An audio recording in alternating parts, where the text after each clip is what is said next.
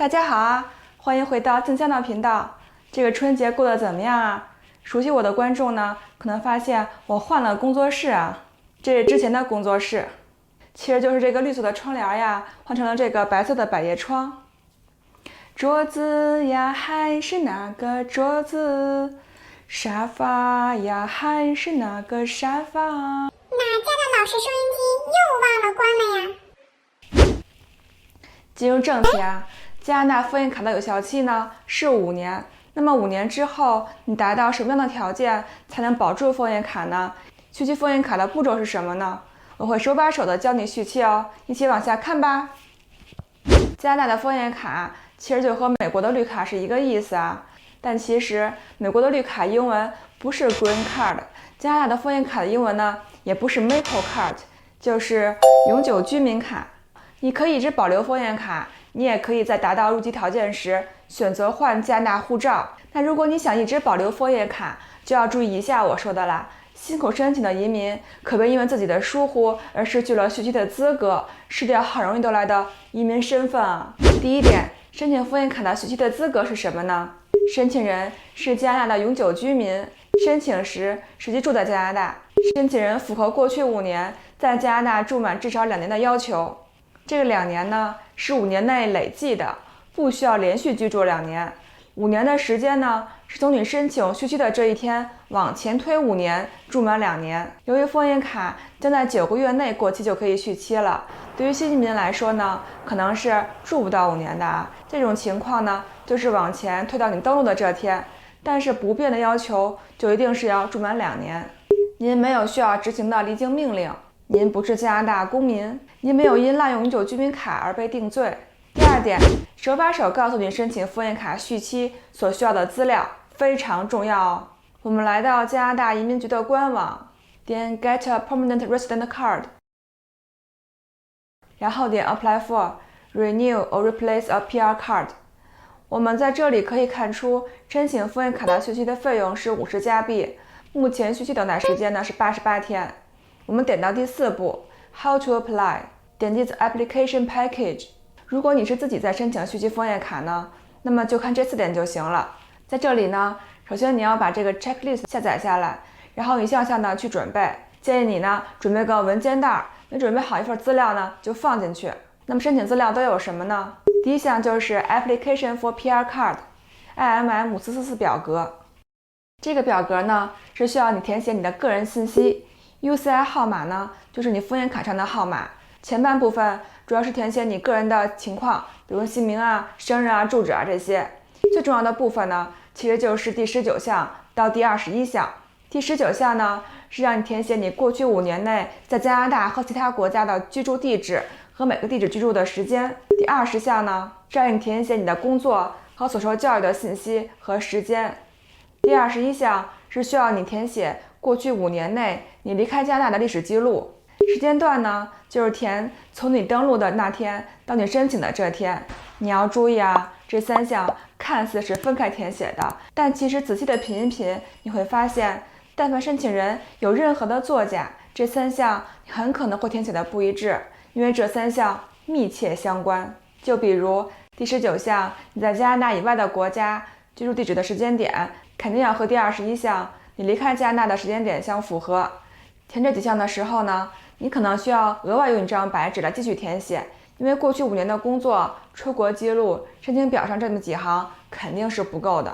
第二个资料呢，就是一张主要证件的复印件。主要证件官网建议可以是你的有效护照，或者在抵达加拿大前，你的原居地发给你的其他证件。证件上必须有证件的类型和号码、签发日期和失效日期、你的名字、你的照片和你的出生日期。第3个资料就是提供2张照片，并且要放在小信封里。有人说疫情了，我不想出去照相，那2张以前的照片行不行呢？或者自己在家照一下行不行？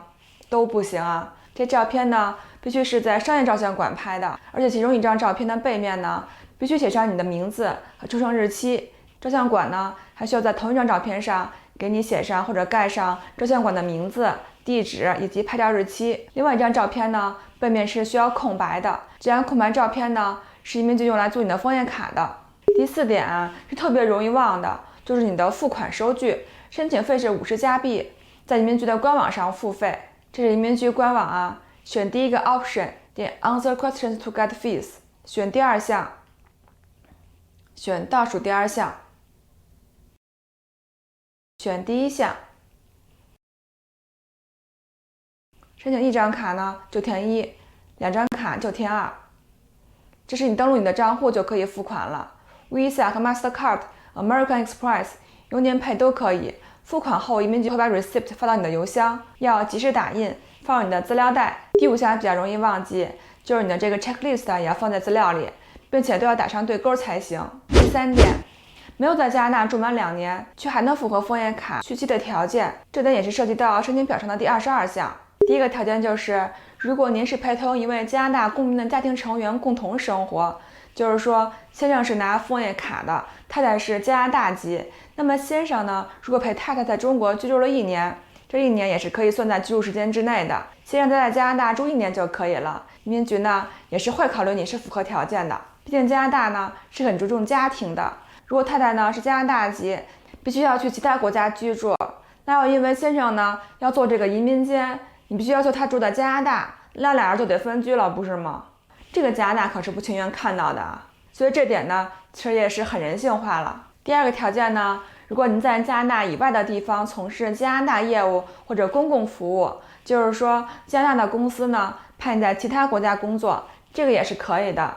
但如果比如说是先生和太太在加拿大随便开了个公司，太太呢派先生回中国工作，这也是不行的啊，因为这点呢对公司要求还是很严格的，你必须呢一定要有派员工去国外工作的理由。基本上公司呢也都是大型企业。第3个条件呢，就是如果您陪同一位加拿大永久居民在国外从事加拿大的业务，通常情况永久居民是需要配偶，这点其实也不是很容易达到的。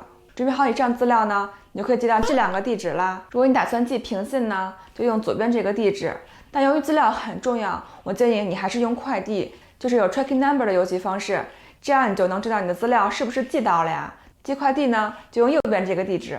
第4点，申请后你还需要做什么？在你寄出你的申请资料之后呢，就可以在网上查看你的申请进度了。我们来到这个网站看一下，还是加拿大官网啊。在你输入个人信息后呢，你可以看到有这么一行，左边呢是你的名字，右边呢是你的申请进度。如果你看到你的这里还是 unavailable， 别担心，因为他们处理的速度呢很慢。我年初刚刚做的申请，2月下旬呢，这里才显示了 decision made， 然后你就点进去，可以看到这个页面了，会显示他们什么时候收到你的资料，什么时候开始处理。我这里显示的是2月25号开始处理的，那就继续等呗。这期的视频是不是都是干货呀？希望对你的移民卡续期申请呢有所帮助。那么如果你在拿到枫叶卡之后，在加拿大5年住满了3年，你就可以直接申请入加拿大籍了。也就是说，如果你想续期枫叶卡不入籍，那么就要等到枫叶卡快失效的时候，提前9个月就可以申请枫叶卡续期了。那么如果你想加入加拿大籍呢，你就需要住满3年，就可以直接申请加拿大籍了，不用再等到将近5年的时间了，明白了吗？那么未来呢，我还会再出一期视频，告诉你们达到什么条件才能加入加拿大籍，继续关注我吧。岁月静好，环看静香，我是静香。愿你分享北美生活心得和使用信息，希望以上信息呢可以帮到您。喜欢我的视频呢，就请一键3连，帮我点赞、订阅并打开通知小铃铛吧。我们下期见啦！